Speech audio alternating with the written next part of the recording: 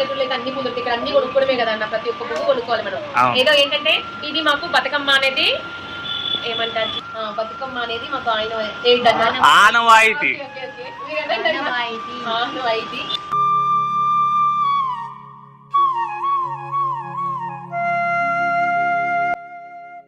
Okay అండి, అందరికైతే happy Bathukamma. పూలు అయితే చాలా అందంగా, అన్ని పూల కన్నా సిద్ధన్న ఇది ఒక్క పువ్వు బాగా నచ్చిందన్న నాకైతే. గోల్డ్ స్పెట్ కలర్ చాలా అందంగానే లుక్ గా ఉన్నాయి. మనమైతే చెట్టు చేసుకుందాం సిద్ధన్న.